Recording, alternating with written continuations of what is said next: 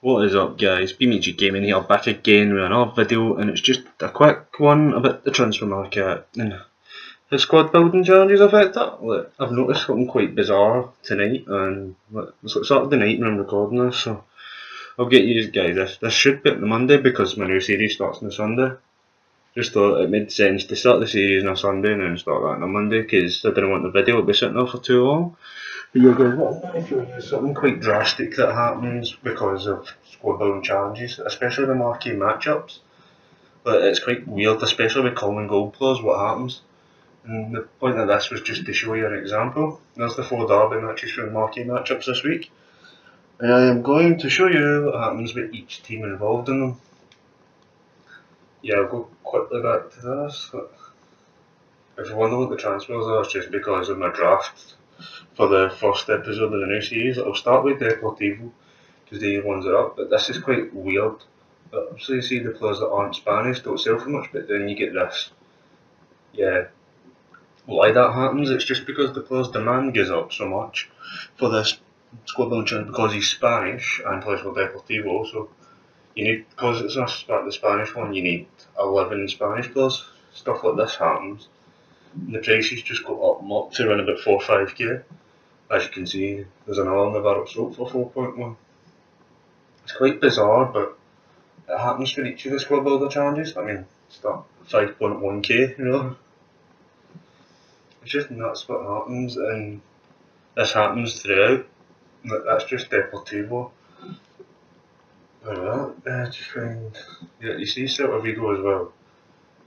Fontas, centre back, 32 base, 1.6k now. It's quite nuts. They aren't quite as bad as. Because they aren't quite as bad as Deportivo, but somehow still, yeah, this happens. We're going to the next matchup is Feyenoord and Ajax. I hate looking for the Dutch league because I always forget about it, but yeah, starting Ajax. This one's another one that's quite random. As you can see, like, even Brazil, 77, in a league that nobody usually uses normally. But yeah, because of the squad building challenges, players in this league sell, and for random amounts. But basically, still in Brazil, roughly I think it's not quite as bad as what it was. I'll show you Feyenoord as well quickly. Basically, yeah, because of this, I got 34 pace centre back against Sterling for 2.3k. I mean, really?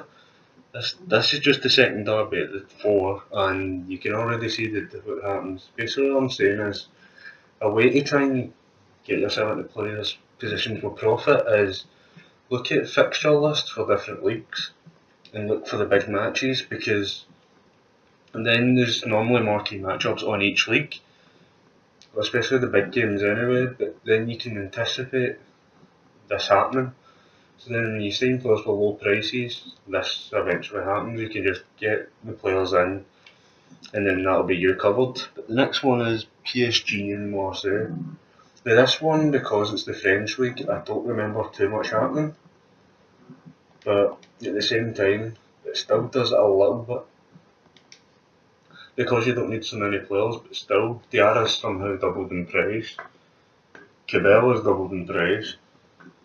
Yeah, there's not too many that get affected in this one, but it's only it's mainly the non-rails. I mean, 1.6 for Bedimo, fair enough, and I think Kubica, yeah, he was the other player that started doing it as well. But yeah, that's just Marseille, and there's just PSG, and then the fourth derby left. I'm glad I left the fourth till last, but because you'll see what happens.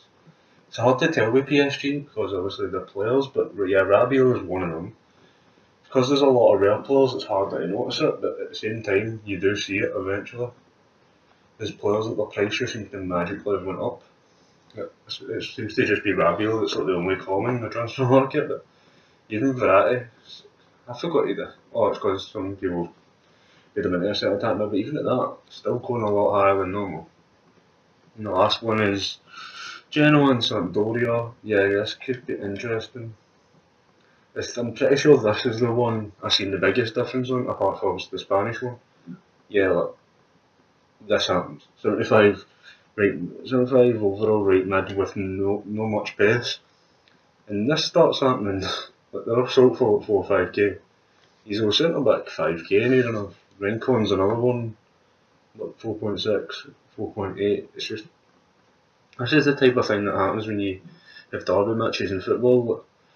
If you try and learn what some of the derby matches are, you've got a good advantage with this. Because then when you see the fixture come up, marquee matchups appear for a lot of them, so you get things like this happening.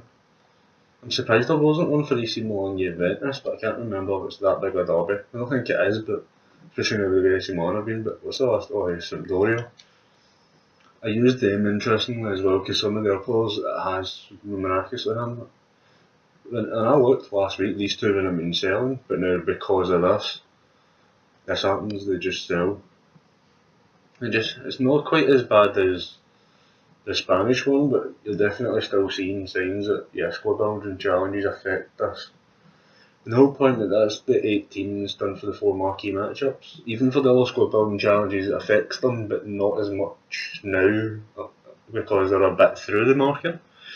But had it done when the squad building challenge first comes out, then that's when you look at it. Eventually, players just price fix, and then that's you. But anyway, guys, the whole point of this video was just to say that squad building challenges affect the transfer market a lot, and the best way to keep on top of this is by looking for the derby matches, anticipating what ones will get marquee matchups, and if you can get it right, there's money to be made on players that only cost like 350, 400 coins normally, or don't even sell some of them. But anyway, guys, if you can pick up get players for like 500, some of them eventually sell for like 4 or 5k, which is crazy. And that's probably a good way to make coins, so just keep an eye on your common gold cards whenever you get them, and keep enjoying FIFA. Have it fun now.